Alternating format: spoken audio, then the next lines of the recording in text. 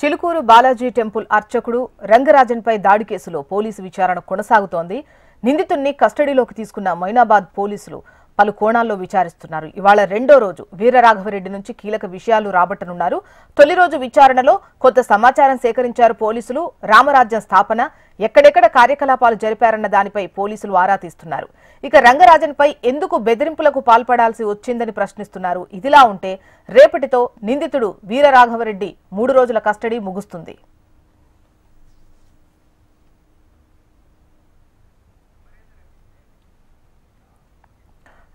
Chilukuru Balaji temple అర్చకుడు రంగరాజన్పై దాడి కేసులో పోలీసు విచారణ కొనసాగుతోంది.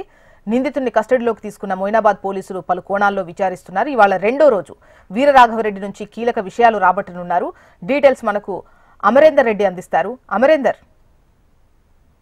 జోష్న, చిలుకూరు బాలాజీ టెంపుల్లో ఏదైతే రంగరాజన్ పైన దాడి ఘటనలో ఇప్పటికే వీరరాఘవరెడ్డిని అరెస్ట్ చేయడం, రిమాండ్కు తరలించిన పరిస్థితిలో అతని నుంచి ఇన్ఫర్మేషన్ తీసుకోవడానికి ఇప్పటికే పోలీసులు కస్టడీ పిటిషన్ దాఖలు చేయడం, ఆ కస్టడీ పిటిషన్కి 3 రోజుల పాటు కోర్టు అనుమతించడంతో నిన్న వీరరాఘవరెడ్డిని మొయినాబాద్ పోలీసులు అదుపులోకి తీసుకున్నారు. ప్రస్తుతం ఆయన్ని విచారిస్తున్నటువంటి పరిస్థితి నెలకొంది. మొయినాబాద్ పిఎస్లో నిన్న ఉదయం 10:30 గంటలకు తీసుకొచ్చారు. సాయంత్రం దాకా ఆయన్ని విచారించారు. కీలక విషయాలు ఏదైతే వీరరాఘవరెడ్డిని రాబట్టిన పరిస్థితులు అయితే ఉన్నాయి. వీరరాఘవరెడ్డికి సంబంధించి చూసుకుంటే రామరాజ్యం ఎప్పుడు ఏర్పాటు చేశారు, ఎలా ఏర్పాటు చేశారు, దానికి ఫండింగ్ ఎవరున్నారు, ఎనుకుండి నడిపిస్తున్నది ఎవరన్న కోణంలో ప్రస్తుతం మొయినాబాద్ పోలీసులు విచారిస్తున్నారు. ఐఓ ఆఫీసర్ అయినటువంటి పవన్ కుమార్ రెడ్డి నేతృత్వంలో విచారణ అంతా కూడా కొనసాగుతుంది. అయితే మొయినాబాద్ ఏదైతే చిలుకూరుకు సంబంధించిన బాలాజీ టెంపుల్లో రంగరాజన్ పైన దాడి ఘటన ఏదైతే ఉందో, ఈ దాడికి సంబంధించి ఎందుకు బెదిరించవలసి వచ్చింది, ఉగాది వరకు ఎందుకు డెడ్ లైన్ విధించాల్సి వచ్చింది, దీని వెనుక ఎవరున్నారు, ఓన్లీ మీరు ఒక్కరే ఉన్నారా? ఎందుకంటే గతంలో కూడా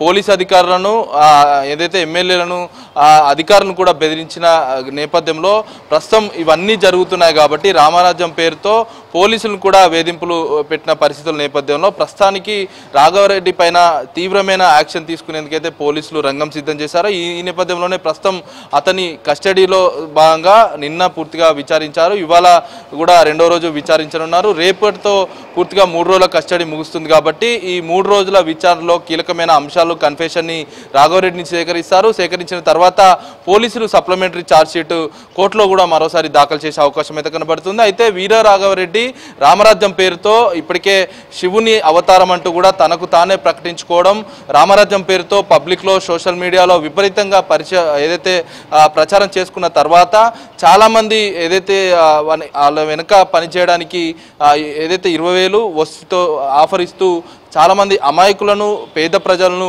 రామరాజ్యం ట్రస్ట్లోకి దింపడం, ఆ తర్వాత బెదిరింపులకు దిగడం అనేది జరుగుతుంది. కాబట్టి రామరాజ్యం పేరుతో జరిగినటువంటి అక్రమాలు ఏవైతే ఉంటాయో వాటన్ని వివరాలు ప్రస్తుతం మొయినాబాద్ పోలీసులు అయితే సేకరిస్తున్నారు. జోష్న. రైట్ అమర్.